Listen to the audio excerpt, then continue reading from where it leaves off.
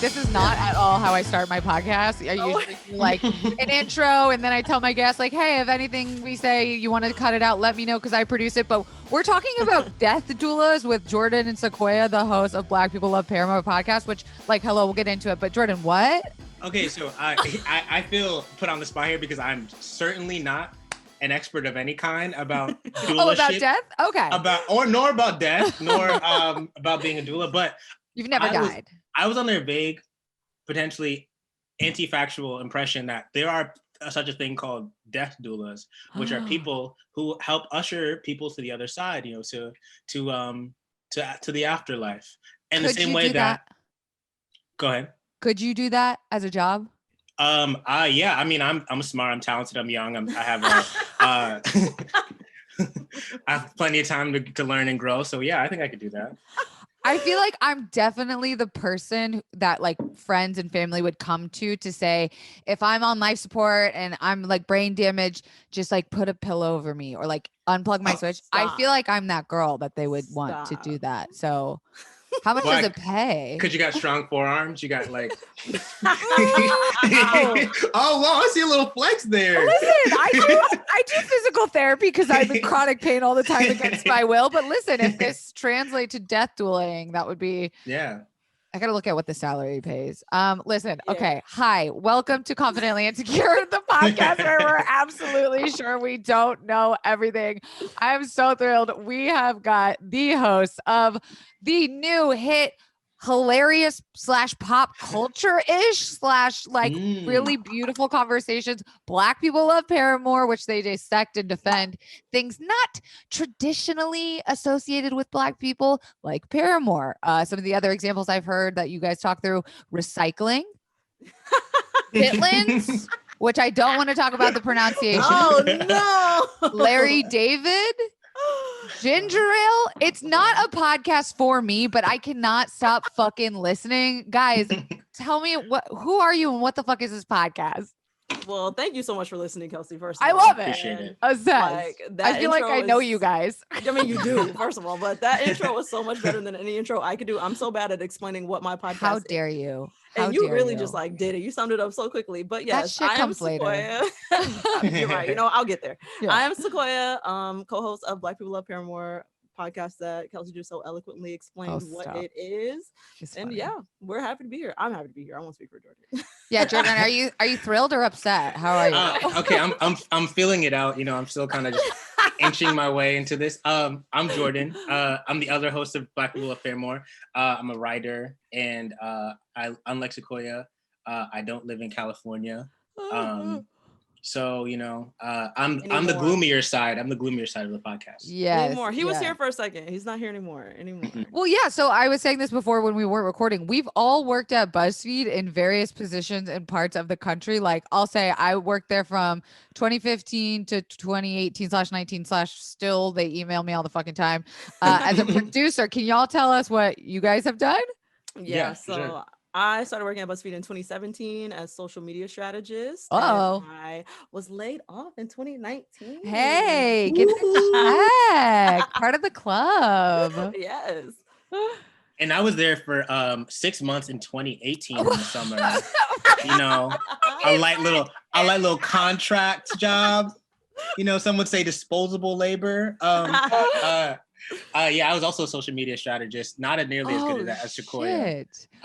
And I'm not good, so that says first of all, how fucking dare you speak of yourself that way? Because literally, like when I was writing my notes for this, I was like, you guys both have the attention, like Jordan, you're writing, Sequoia, like what you put out into the world in a digital space, you gain so much attention and like you have such a specific point of view and experience of being voices in pop culture.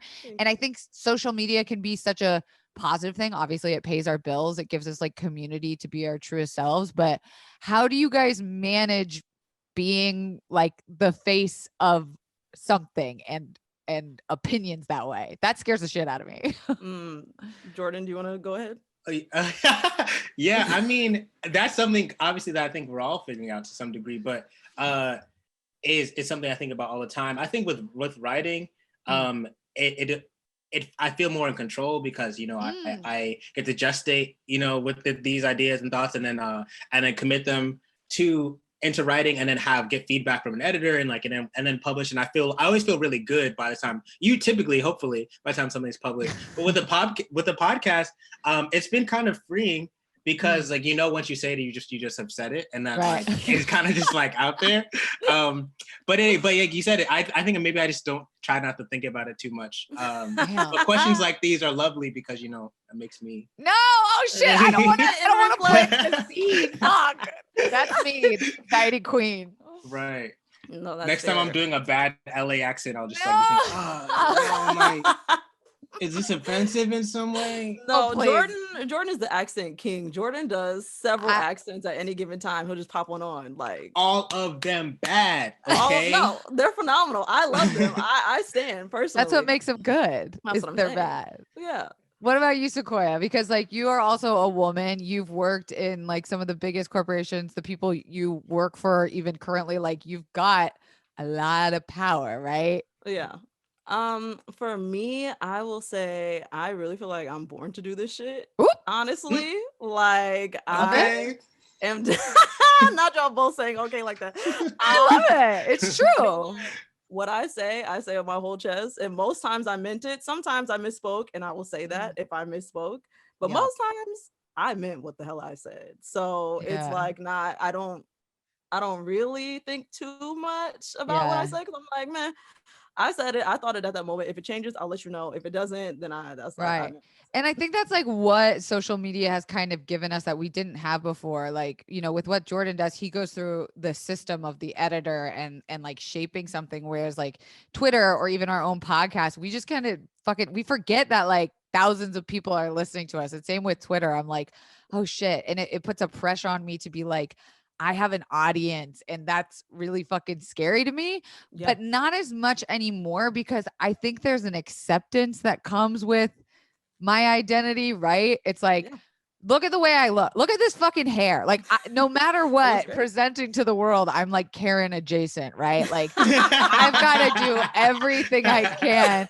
And it takes the pressure off when you're just like, oh shit, this is who I am. This is what I'm doing. Like, how can I just be my most authentic self? And I think that that's what I love about the podcast. And by the way, this will come out in June. So I think you guys will have a bunch of episodes out by then. But I love, like, Jordan, what you said in the last episode where you were talking about, like, it's not about putting Black people as a monolith, right? Like you're not saying certain things belong to white people or Black people. But why was making this podcast important to you guys? It was important for me just because I have had this thought for probably like a year. I've been like, why do Black people like Paramore so much? And I tweeted it, and the tweet did really well. And I was like, okay, there's something here. Social media We're going to move forward with that. Yeah. And I just want to highlight that Black people are not a monolith. Like Jordan said, we have a lot of varied interests about stuff that are not traditionally associated with Black people, and there's also stuff that is traditionally associated with Black people that we also like, and none of that is a problem because we're not a monolith. There you go. And I echo everything that SEQUOIA just said, and that was why I was so attracted to the show when she first pitched me the concept. I was like, wait, this is everything I've been wanting to talk about, because in addition to like Black people being into things that are not traditionally associated with them, and also having like rich traditions of their own that they've created, there's like a way in which Black people express their interest in these things that is also particularly like, I feel like, unique and fun and hilarious often. Yes. And like that's always fun to dig into, and like even certain things that like Black people have been traditionally like associated with, there's always usually a more complicated like story behind it than like the one than what we're told. Like I really want to do, and maybe by the time this episode comes out, an episode of on our show about basketball, and how basketball was invented by a white Canadian guy, and now it's like synonymous with with Black culture. And there's of course like so many like stories there of how like it's why it occupies a space in our pop culture like that it does now. Like that you can dig into, and you can do that. You can do that with so many other things as well. Right. And like, I think you two make a perfect pair. Like SEQUOIA, like you said, you are like the social media strategist, and Jordan, you have that background and sort of like I don't know if it's accidental investigative journalism, or if that just comes with being sort of like a writer / journalist, where you're able to take these things and dissect them in a way that is, at least for me as like a painfully white Irish person, really entertaining. Like you said, there's a lightness about the podcast where everybody feels comfy, and it's just to laugh. And I feel like we need that right now. You know, it's escapism. Yeah. Like I put you guys on, I carry you around in my pocket down to the kitchen and shit. And I just feel like I'm hanging out with my friends. And like you said, there is a way that you guys present these things. Like, how could I listen to someone talk about chitlins for that long and that aggressively? When I'm from the South, okay? It's chitlin. And SEQUOIA, you as being a West Coaster, how the fuck did you even how did that even happen? Yeah, I have a Midwestern mother and a Southern father, so. Southern where? Alabama. Oh shit. Okay, so I went to Auburn, Alabama University for like 6 months, and I, how do I put this lightly? Fucking hated it. Okay, my brother did as well. Auburn, 6 months. Hated it, dropped out. Yeah. No fucking way. I wonder if I was there at the same time. Probably not. He's a little older than you. But yeah. Yeah. But like I got to see kind of like a very curated diversity, if that makes sense, growing up in the South. Like I was talking to the boys earlier, actually. I didn't mention SEQUOIA is Garrick Bernard's partner. Garrick Bernard being my Guilty Pleasures co-host. Yes. I was talking to the boys earlier, and we were just talking about like how we only had one Jewish family in my entire town. And I know nothing about like Jewish history and culture and sort of like anti-Semitism and shit, where I'm like, oh fuck, I still have a lot to learn, and it can feel overwhelming. But this podcast, like I said, it just feels kind of like a hug. Like I'm sitting around with my friends, laughing and having a good time. That's what we want to do. We just want to hug you. That's all. Yeah, that's it. So why do Black people love Paramore? I guess that's the question, right? Yo, we really dissected this, and we came up with like some solid. We solved it. I feel like so we solved it. We have a few things. Yeah. One, Miss Haley Williams is a white woman who is fine being a white woman. You know, there you go. Not trying to be a Black woman. Anything else? Or anything else. She's fine. Yeah. Right. That was one point. We had the singing point. She's actually a good singer. Oh, that's important. Right. And Black people like talent. If it's one thing Black people like, we love talent, and especially singing talent. I feel like Black people prize singing talent in a way that is like, you know. Exactly. Yes. Like you are better than others when you are a Black woman who can sing. Like growing up in a Southern Baptist church, like she was just on a different level than the rest of us. Did you grow up in a Southern Baptist church, Kelsey? I grew up in a like bop you on the forehead, snakes coming out of your head, like down into the ground. Oh yeah. And then like you go to the country club after church, and like you get a promise ring when you're 15. I fucking fucked that my God. Way back. And then we do church 3 times a week, and then I would go to public school in Florida and watch people shoot like fucking opioids in between their toenails. So I had a full experience in this house. So you're from North Florida? You're from Tampa is the Gulf, and it's really an eclectic mix, because you do get that Miami, you get the Georgia, like you get a real I hate the word melting pot because it always makes me hungry, but it is a real melting pot there. Like okay, this is important perspective for me, because I've been going around for the like past month saying that Tampa in my head is the Boston of the South. And that interesting. And that it's just, I feel like I pictured it like a bunch of people like in like kind of preppy clothes on boats, like listening to like the Rays game on the radio.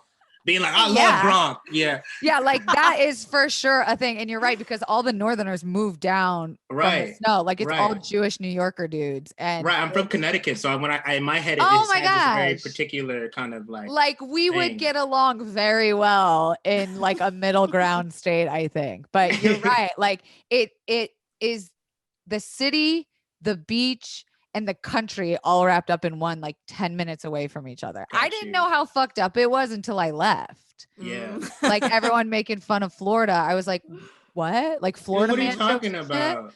I was like, yeah, someone threw a gator through like the gas station window. That's and like what about it? Saturday. You're eating there. Yeah. You're eating gator nuggets and you're like, wait, I don't know what you guys are talking about. This is like, we're such a normal. Yeah. How about gator hunting? Like I used to go gator hunting with the God. Not y'all be shooting gators. Do you for real? Do y'all be shooting gators down there for real? I can't because I'm a giant pussy and animal lover and I couldn't understand it. And like I don't think people know where like their bags and shoes and shit come from and how awful it is. But there's an overpopulation of them in Florida. So every year they have these contests where you can legally go shoot them, and boa constrictors. It's my God. They got out during a hurricane from a breeding site, and then it blew. I did a whole Comedy Central episode about this where the reason why boa constrictors in Florida are like overtaking the population, but that's gonna be a no for me. That's gonna be a no. Yeah, that's another episode. I don't know how the fuck we got here. I can't live with like snakes and I can't live with spiders. So like Australia's out automatically. It sounds like Florida's out. Like there's a couple places I just won't. I won't put myself through it. I feel you. Well, like, so Jordan, I didn't know you grew up in Connecticut, and Sequoia, you grew up in California, right? In Long Beach, yeah. So like, how does that experience of you guys being bi-coastal and having such different upbringings play into sort of your personalities of the pod? Each episode I feel like is like as like a cultural translation. I feel like I'm I think in the last episode we talked about, I was like, I love how there's like a particular like LA inflection. I feel like a lot of black men of a certain like area, like certain like age in LA have where like it sounds like they're fitting words through like a tiny little tube. Like we're like, hey bro. Exactly like, what you're talking about. It's like they're like speaking so quickly that they have to get everything in at the back end of the sentence. Like, hey, bro, you want to do it. I know. Do it. I got the impression. Yes, exclusive. I'm trying to think. I'm like trying to think of non-Ray J sentences that I could give us Ray J. You know you love it. Do it. Well, I love when he's on the Complex show and he's like, "Speedy the Unbreakable, Speedy the Unbreakable, Speedy the Unbreakable." That was great. Break them, man. That's my favorite clip. I'm obsessed with that clip. Are you not on TikTok doing this, Jordan? Because I feel like we could really do something here with this. I know. I think I'm like the oldest child star that this country has. I can believe that. Jordan is like so Gen Z. What's so funny is me and Jordan are the same age, which is 26. Yeah, but stop. Oh wow, I didn't realize I was talking to the youth. Oh yeah, no, I'm so honored to be here. Jordan is the only youth here. Like I think I'm 9 months older than you, Jordan, and somehow that difference is like the biggest difference. I'm a millennial, and Jordan is clearly Gen Z. That makes no sense to me. That's what it is. That's what happens. No, we're just on different internets. Are we on different internets? We're on different internets. Perhaps we might just be on different internets, but yeah. I don't know. Do you guys study the like? I fucking study Gen Z. Like I want to know everything about them, and that I mean maybe that's part of like what happened when I worked at BuzzFeed is I'm like a data hoe, but like, do you guys do that shit? Like I'm on TikTok it's terrifying 4 hours a day. I've actually like kind of consciously abstained from TikTok because I think it'd be dangerous. I feel like I wouldn't be here on this podcast with you because I'd be crippled by my TikTok addiction. Like oh, if you have any ounce of an addictive personality, stay the fuck away. I got sober 2 years ago. I replaced it with TikTok. Okay. That's a healthier. That's fucking a worth thing. it. Yeah, worth it. But meanwhile, I'm addicted. Very addicted. There you go. Screen time since I downloaded TikTok has been fucking. I don't want to talk about it. It's embarrassing. Yeah. I mean, and then so talking about you growing up in California, I feel like people think of California as even New York, you're close by to New York. We think of those two cities as like the mecca of fucking culture, right? Like I know that I was watching TV shows that took place in the city, like Sex in the City, problematic, but listen, that's what was on.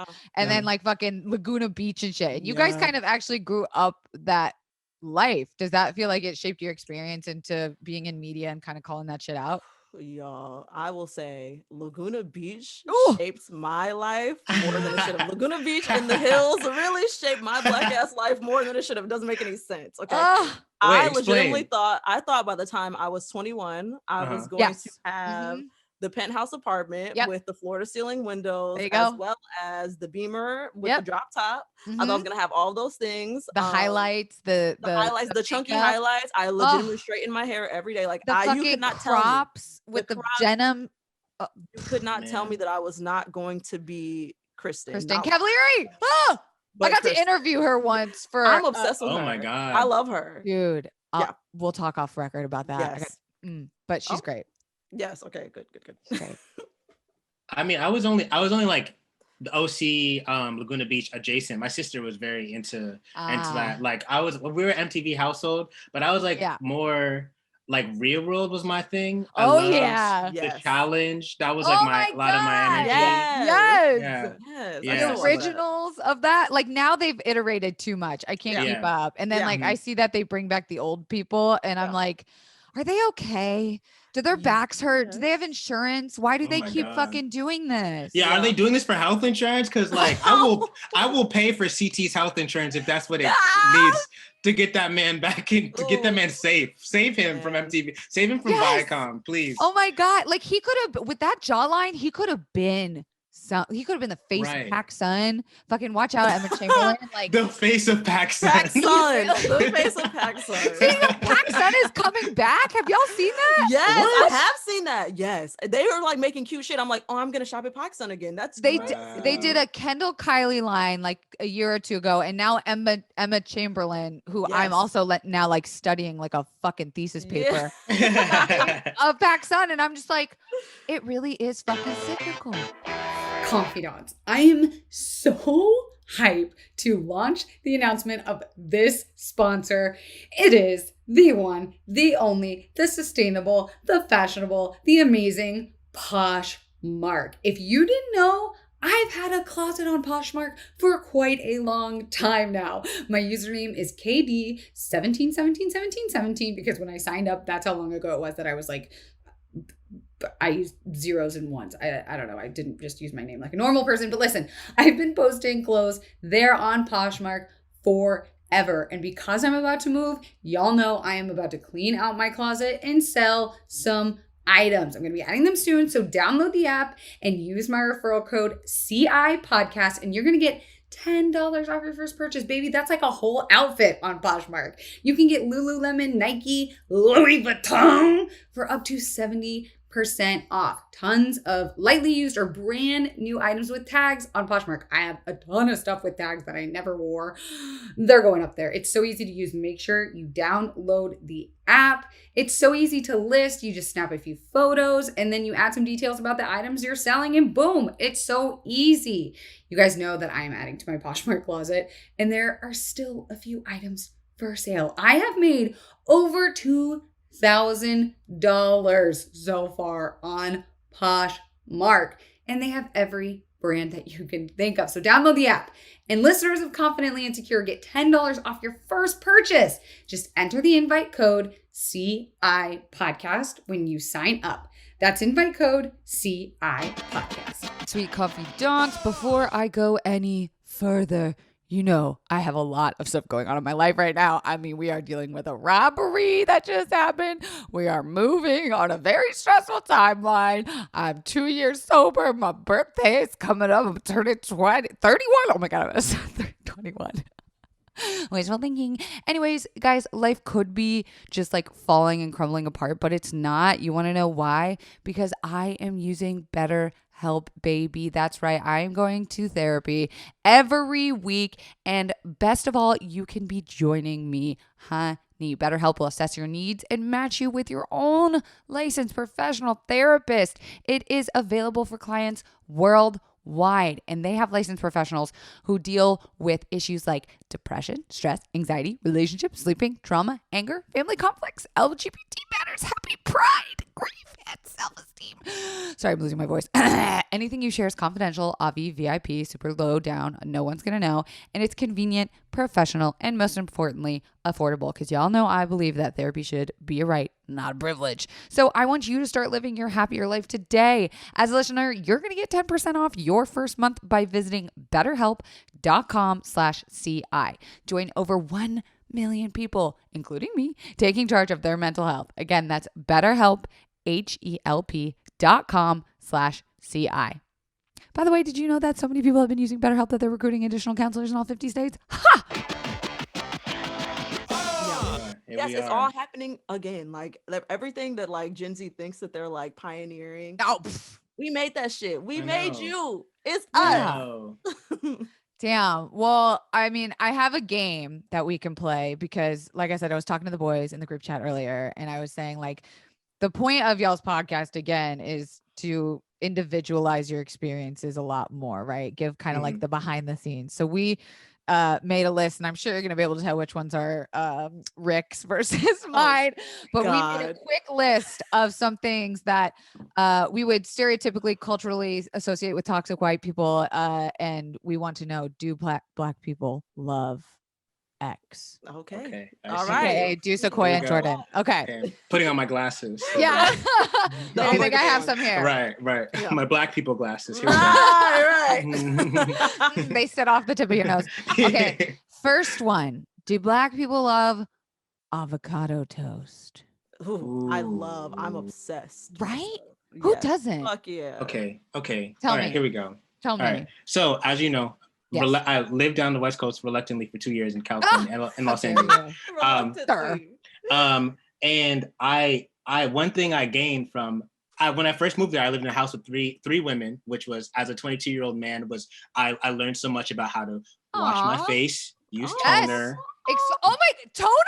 Toner. I'm toning. Yeah, all these things I learned. But one of the things I will forever carry with me, which was a gift of my former roommate Sophie Troverman, shout out Sophie, is how easy and how fucking delicious avocado toast is in the morning. Yummy. Oh my god! I would make fun of her, and then I like finally had one. And I made one for myself, and I'm like, this is not only delectable, but took 2 seconds. You don't even have to cook nothing. Yes, it was cheap. Oh yeah, okay, all right. So black people do like avocado toast. Hell yeah. It's also kind of like tofu. You can make it taste like anything you want. Breakfast, lunch, dinner. True. Avocado toast. Like there's no. You lost me on tofu. Okay, but here's a question. Okay, fair enough. I'm trying to do better. I'm trying to eat less red meat. It's very hard. Fair. But this is a side question. This is a Jason question. Okay. How much is too much for a piece of avocado toast? Because I had this conversation with my partner. Man. What are we not willing to pay? Oh, too much money. I thought you meant too much avocado. I was like, I have thoughts. Sure. But like, okay, so like the place across the street from us, it's $12.99. No, I'm sorry.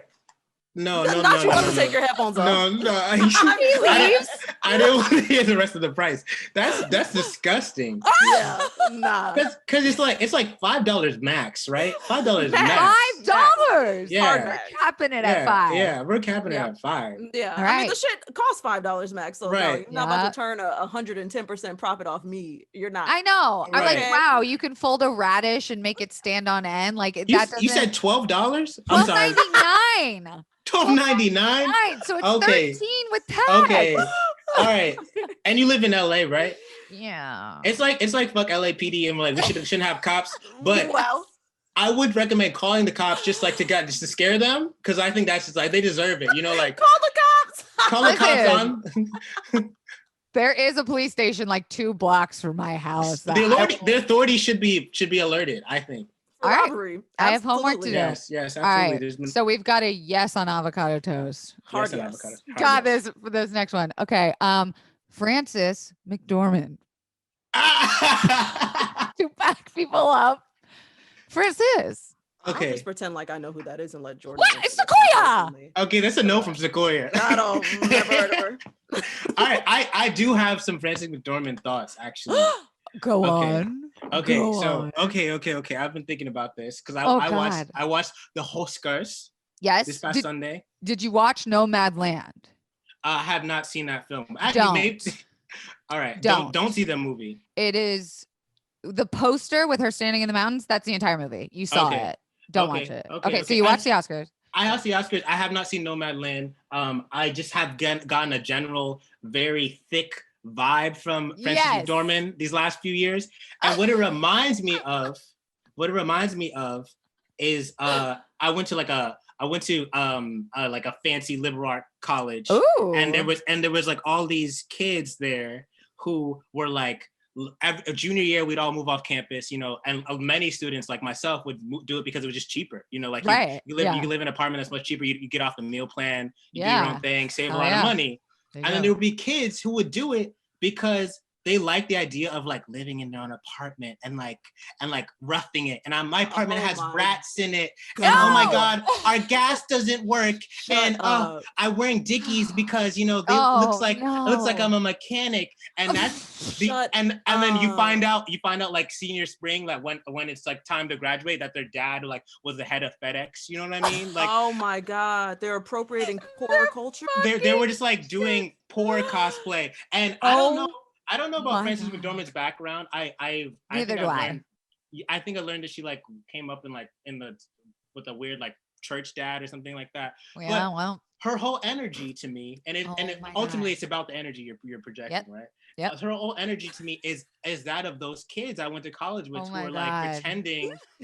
Like who are doing poor cosplay and doing like Strife cosplay. Yes, it doesn't look right on her. It doesn't look right. Cosplay. It doesn't look right on her. I've never seen her shape.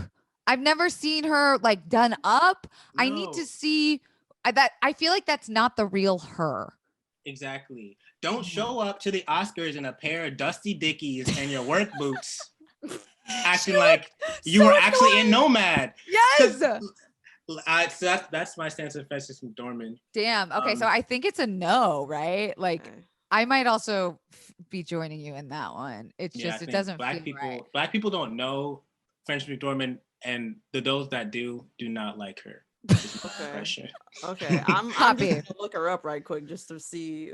Sequoia, you are in social media, ma'am. I don't recognize this face. I've never seen this. I don't know. I've never seen this. And you're better off for it. Yeah, there you go. We just went through the whole thing. We've moved on. We've pushed her under the carpet where she belongs with her dusties out. Right. Stay there. Yeah. Okay, this one. Do Black people love Home Goods / the Container Store? Hell yeah. Yes. Hell yeah, right? Yes. That's like a soft like, yeah, absolutely. It's comforting. It's like organization. Like Home Goods puts me in the mindset of like Marshall's, Ross, yes, and all those places. And I live in those places. Like you see my bedroom. This is listen, I told her before she looks like an Urban Outfitters ad. Yeah, like you have aesthetic. You know, are those hanging flowers? Are those flowers? Yes, they fucking are. They're hanging. They are. They're taped. Did you see it on TikTok? This is like a Prince music video. I did it. This is before TikTok. But yeah, they're taped up. Where are you, Paisley Park? What is this? Yep, that's my name. Okay, so we definitely have Home Goods as a fucking yes. Okay, this is an interesting one because we've kind of touched on it. Do Black people love church camp? The movie? Wait, is that a movie? Wait, there's a movie called Church Camp? No. I'm thinking of Crip Camp. That movie. So you know Crip Camp, but you don't know Frances McDormand. Got it. Okay. Hell yeah, that's how. Because the Obamas produced it. It was really good. It deserved the award. Okay, fair enough. Church camp. No, what? I've never been to church camp. I didn't go to church. I don't even like church. Right? No, I didn't go to church. I went to Catholic school for a little bit. Oh my God, what was that like? Oh, it was crazy. It was scary, terrifying. When I was 7, I had a 70-something-year-old Italian nun named Sister Pia. Used to slap the desk with a ruler, make sure we were all paying attention. It was terrifying. God scared the shit out of me. The idea of God, terrifying. Oh my God, I was scared. I would keep me up at night. They use fear to instill that shit. And you know what's funny? I was literally talking about this the other night with some neighbors. We all don't believe in God, right? And like, we'll say that. We'll be like, God isn't real. And then even still, I brought it up. I was like, even after I say that, inside my heart and my subconscious, I go, I'm so sorry, God, if you are real. I was saved. And I went to church for 3 weeks, like 3 times a week for 15 years. I can name all the books in the Bible, backwards, forwards. No. Right. That doesn't go away. That stuff doesn't leave. It doesn't just. It doesn't just. I feel like we need like a retreat for like fucking church camp kids, and that's why I brought it up. Church camp like shaped me. Like all the kids there. Like you came back different with like a new group of friends, and it was very like cliquey. It was a whole thing. Mm-hmm. It sounds scary. Like I also went to like Christian school for a little bit, and shit, for like around the same age. Sounds like Jordan, you went, and they used to be able to spank us and like that type of thing. So excuse me, it's just not a good. It's just not a good association. Yeah, like, they're just wilding out over there. Also, church camp to me sounds like the immediate association I have is over the hand, like pants hand job. It's like, cause that's what that sounds like to me. How do we get here? It sounds like a lot of sexual tension. It sounds like a lot of like 100%. Over like the hand, over the pants hand. Over the pants hand job. It was like one-piece bathing suit. Like you weren't allowed to go in the lake unless you wore one-piece bathing suit, and it was like girls in the lake, like over the one-piece bathing suit with each other. Like I found my queerness at church camp, 100%. Oh my gosh, you're so right. Yeah, you know what? Yeah, there was some stuff that happened at Christian school. Definitely. Yeah. Especially when you put like that age in a school setting, like you're just asking to be fucking repressed sexually. Fucking Absolutely. Look at us. We're all survived. Good for us, you know? We made it. We made it. I mean, I'm still waiting for my Lord and Savior, the King Jesus Christ. So I don't know what you guys talking about, but me too. I'm still waiting for my man's, but you know that I mean I'm going to church to wait for him. I'm not. Like when it happens, I'm ready. But until he knows where I'm at. Yeah, he knows where I'm at. Yeah. He's supposed to meet you where you're at. Is he not? He is. I know. I mean, I'm like off the class in G. He knows where it is. Yeah, exactly. You know where and like when you guys picture God, because like I said, I grew up in a Southern Baptist church, so we had a lot of Black Jesuses. Like we had multicultural Jesuses around his pictures. Like, what do you guys picture when you picture Jeebus, our Lord and Savior Jesus Christ? Well, when I picture God, I picture Santa Claus. For a long time, I had trouble disassociating those two things. It was like the same shit. It was like this man watches you while you're sleeping. And whatever, he's always there. And I'm like, okay, so it's Santa Claus. So I picture Santa. But when I picture Jesus, I picture this really graphic scene from the Passion of the Christ where Jesus is like on the cross with like blood running down his Oh my God. That's what I picture. And it's not Jordan's great gonna have nightmares tonight. We're breaking out a lot here. So what we're concluding is that Christianity / Catholicism was scary for us. And that's the bottom line. Yes. No, when I think of Jesus, I think of big, full beard, well groomed, high and tight fade. Oh, what? High and tight fade. Yankees gray under brim fitted, maybe 7 3/8. Oh my God! Turn his audio off. Turn him off. I can't find it. I can't find the AirPod Pros. He's got some AirPod Pros in probably. Oh. Chelsea boots, maybe. A brunch man? You picture a New York brunch man? I can see it. Yeah. I can fully see it. Jesus seemed kind of smooth. He seemed kind of smooth. I know. So ambiguous. I'm just like, could it be you? He'd buy your whole table of mimosas, you know what I mean? Like he's got that energy. Wow. Like they're like, this man sent it to you, and you turn around, he's gone. You're just like, and he's glowing. Yeah. Wow. Like, are those Abisu jeans? Why is he so rich? Why is he's just had time to like fucking save up? I don't know. Rich with the Lord. He's rich with the Lord. God, you guys, how the fuck did we get here? Okay, listen. This one, let's shoot through 2 more. How about that? Do Black people love astrology? Fuck yeah, and that's an episode that we have coming out. Actually, it might be out. Yeah, it might be out by the time that this podcast comes out. But yeah, okay, what are your signs? Okay, ooh, me, I'm like an astrology person. I'm sure Garrick asked this one specifically. Yeah, he did. I am a Gemini Sun, Virgo Moon, Capricorn Rising.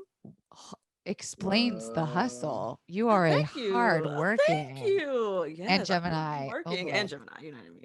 So you get the best of both worlds. Jordan, you look like you dropped something or just got a horrifying email. I was trying to. I feel like I have for this question. I have like my little chart. Oh, saved, your birth chart.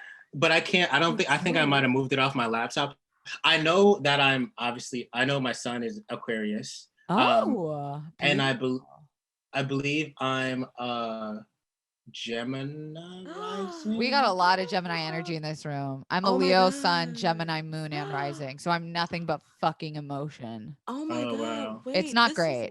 I'm on a lot of pills. No, that's okay. That's okay. That's great. Yeah. That is great. Like this is my outlet to talk to people. Yeah. Also, you guys, I didn't even realize you started a podcast during quarantine. Like, did that come out of just being like, all right, it's time to have a podcast? For me, like I said, I had a previous podcast and I feel like I was born for this shit. And so I have to have one.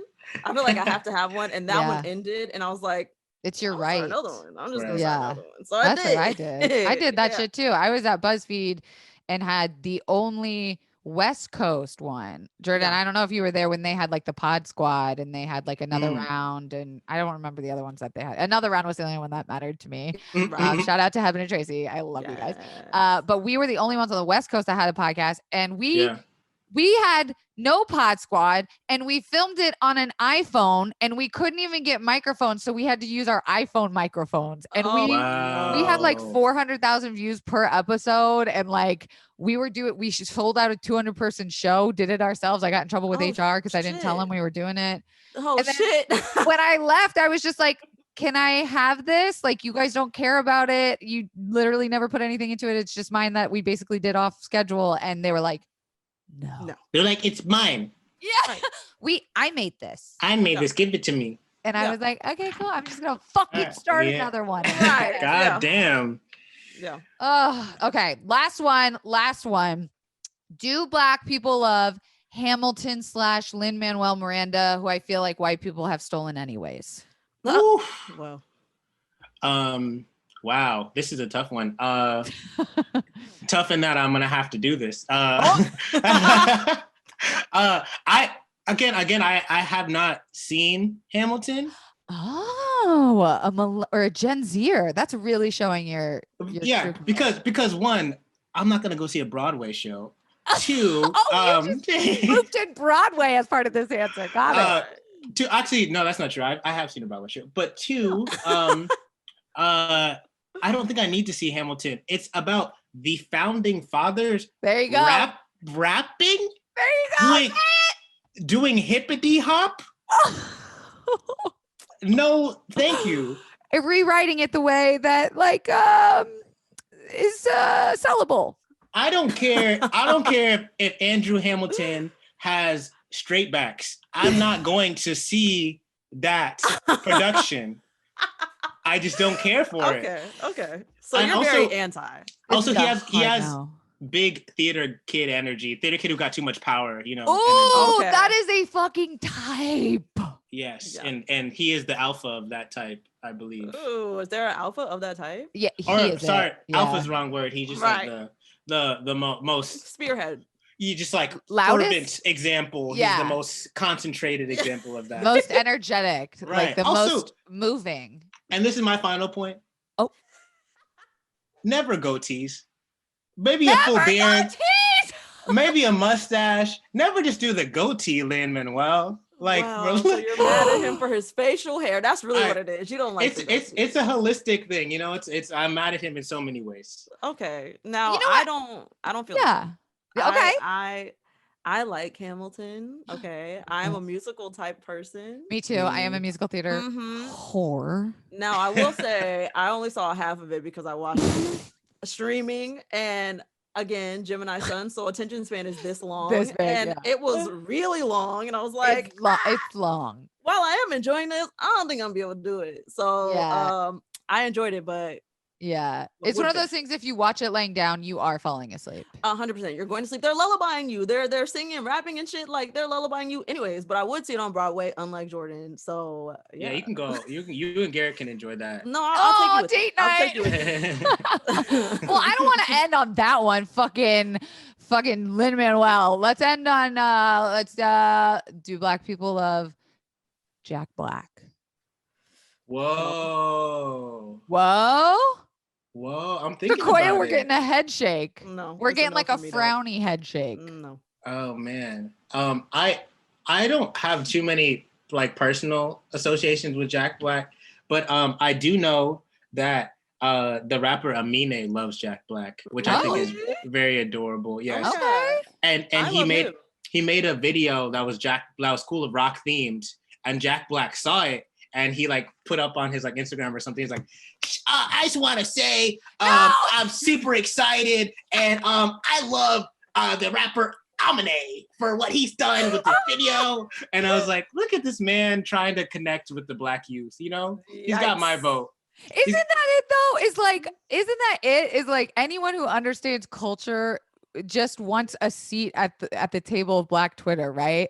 Like they want to be cool without giving any credit where credit is due. Wow. What that's good. That's a good point. I like the way that's stated. I'm guilty as fuck as that shit, right? Like I'm someone who, like I said, like I'm obsessed with your podcast. It's not made for me. It's not my energy. Like you make this for people that, you know, can soak it all in. And that's what I love about this shit is like, it's done in a funny way.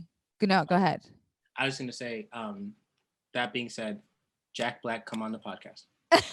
Please, yeah, we'll have you. Your last name is Black. Black people love Jack. Black, you know? That's a very good point. We'll take that. Yeah. Is there a connection there? Can we? Maybe that's why I don't like him. Feels like a gentrification of Black. Right. Yeah. Where does that come from? He's pandering. He's pandering. Your name is Jack Black. You're it's pandering. Performative. It's performative. Right. You guys, I don't want to let you go, but I have to because it's Thursday and we all have shit to do and real jobs and stuff. But I've so enjoyed getting to know you from the other perspective outside of your Twitter handles.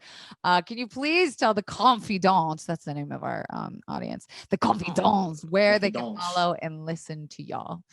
Yes, you can follow me personally as Sequoia B. Holmes across all platforms, and you can find Black People Love Paramore podcast at BPLP Pod. Oh my God, that's fun to say. Yeah, BPLP Wait, Pod. Black People Love Paramore podcast at BPLP Pod. Oh, that's a good one. BPLP you pod, said you weren't good at that like intro-y stuff. You just did it. I'm so Boom. good. Boom. I'm good at ending. Discovered I'm not good it at here. starting. You know. Right. Yeah. Well, today that just changed. What about you, Jordan? You can find me on Twitter at GIFGORDON, GIF Gordon. People tell me that it's supposed to be GIF, and I refuse. It's GIF. I refuse. It's GIF. It's GIF. You worked at BuzzFeed, Jordan. The bane of his existence. It looks like the conversation he's had for the past however many years. I won't do it to you. I won't do it. No, thank you. I appreciate it. I want to end on a high note in our new friendship, you know? You know what? Pronounce it however you want. It's your fucking Twitter handle, right? It's my fucking Twitter handle. It's a tribute to retired NASCAR legend Jeff Gordon. Is it? Who is my shining light, my guiding star. Are you, I can't tell if you're kidding or not. I'm serious. Black people love NASCAR, Kelsey. We'll have another podcast, all right? I found this out by Garrick, actually. Garrick is also fucking obsessed. Garrick is obsessed with Formula One, and he will die if you say he's obsessed with NASCAR. He is not. Shit! Fuck! Don't tell him I mixed it up. Yeah, they're different. I want to keep the group chat like nice and calm. Please don't. Right. That's shaking shit up. NASCAR is the gateway drug. I mean, like as someone from the South, I could not agree more, and I could not tell you how far away I stayed from it. We're going to Talladega next year, you and me, Talladega. Absolutely not. I love you. I'm so excited to be your friend, but I'm going to listen to you through my ears, and that is all. You guys have been great. One more time, where can they catch the podcast? At BPLP Pod on socials, and you can just search Black People Love Paramore podcast, and it should come right up wherever you get your podcast. It's everywhere, and it's on YouTube. Not many people know that, but it's on YouTube. Oh wait, it is? I didn't know. We're not there. You can't see our faces. Okay, but wait, you can't see our faces? You can't see our faces. You got to see the faces. But we might get there. If you scroll through at 6:39 every episode, my face pops up, and I'm doing the shoot dance. So we'll see. Then now we have reason to go find that look it up. Easter egg incentive. Yes, real heads know. Listen, BPLP Reddit. Stand up. Oh, that's such a good thing to say at BPLP. I was gonna say I didn't think video was valuable, but I just did it. And it turns out it's so valuable for podcasting. Like people put it on and they put it on their TV screen, or they'll like blow it up on their computer and just leave it on and do shit. And I was like, I had no idea because I don't do that. But listen, I'd love to watch your beautiful faces. Okay. You both are too good looking to not put your faces on YouTube. Get the fuck out of here. Kelsey, stop. Okay. Stop it. Puppy Dogs, you know where you guys can rate this 5 stars on iTunes. If it's not going to be 5 stars, please don't rate it at all because I am sensitive. Speaking of sensitive, the merch is out now. You can also find my book there. Everything is going to be linked below from these beautiful people. Thank you guys so much for coming, and we will see you next week. Bye. Peace.